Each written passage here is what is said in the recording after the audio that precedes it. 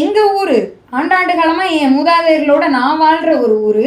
இந்த ஊர்ல நீ வந்து எவனுக்கோ நான் வெட்டி எடுத்துட்டு போறேன்னு சொல்லும் பொழுது எதிர்க்கிறாங்க. எதிர்க்கும் பொழுது அவர்கள் கொடூரமாக அடக்கப்படுறாங்க, ஒடுக்கப்படுறாங்க, பெண்களும் சிறுமிகளும் கொல்லப்படுறாங்க. இது வந்து ஏதோ இன்னைக்கு பிஜேபி பீரியட்ல மோடியும் அமித்ஷாவும் பண்றாங்களான்னா இல்ல, இது ஆரம்பிச்சது காங்கிரஸ் பீரியட்ல.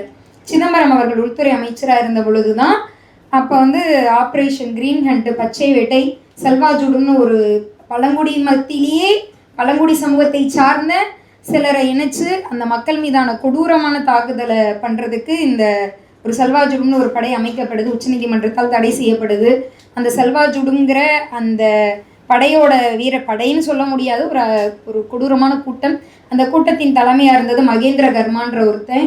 அந்த மகேந்திர கர்மா பல பெண்களை, பழங்குடி பெண்களை, குழந்தைகளை வன்புணர்வதற்கும் கூட்டுப்பாலியல் வன்புணர்வு செய்வதற்கும் அவர்களை கொள்வதற்கும் காரணமாக இருந்தாலும் அந்த ஆளை அடுத்து நக்சலைட்டுகள் கொள்றாங்க. இப்படி வந்து பல கதைகள் போகுது. அப்போ இத்தனை அடக்குமுறைகள் அப்போதான் இருக்கு அப்படின்னா இப்போ வரைக்கும் இருக்கு. ஆப்ரேஷன் ககர் பற்றி பல பிரச்சாரங்கள் போகும்பொழுது பார்த்த தோழர்களுக்கு தெரியும். ஆப்ரேஷன் ககர்னா ஒன்றும் இல்லை, மாவோயிஸ்டுகளை நாங்கள் முழுக்க அழிக்கிறோம்.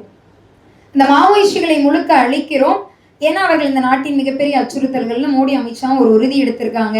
ஆனால் அவர்கள் கொன்னது யார் அப்படின்னா 6 மாச பிஞ்சு குழந்தையான மங்கிலி. அந்த குழந்தை ஒரு பழங்குடி குழந்தை, அம்மா கிட்ட பால் குடிச்சுக்கிட்டு இருக்கு. பால் குடிக்கிற குழந்தைய சுடுறாங்க. அந்த குழந்தை சாகடிக்கப்புறம் அவங்க அம்மாவுக்கும் அடிப்படுது. 6 மாச பிஞ்சு குழந்தைய கொண்டுட்டு நாங்கள் மாவோயிஸ்டுகளை அழிக்கிறோம், அவர்கள் இந்திய நாட்டிற்கு வந்து மிகப்பெரிய அச்சுறுத்தல்கள் சொல்றாங்க. 12 வயசு குழந்தை இன்னொரு குழந்தைய கடத்திக்கிட்டு போய் நம்ம பாலஸ்தீன குழந்தைகள் மீதான தாக்குதல்கள் அவ்வளோ கொடூரமான தாக்குதலை பார்க்குறோம். ஒரு பெண் குழந்தையோட உடம்புல 300க்கும் மேற்பட்ட புல்லட்டுகள் இருந்தது நமக்கு தெரியும் பாலஸ்தீன குழந்தையோட உடம்புல. ஆனால் இந்த 12 வயசு இந்த பழங்குடி குழந்தையோட உடம்புல ஏறக்குறைய 100கணக்கான காயங்கள், ஒரு எலும்பு உடையாம இல்லை.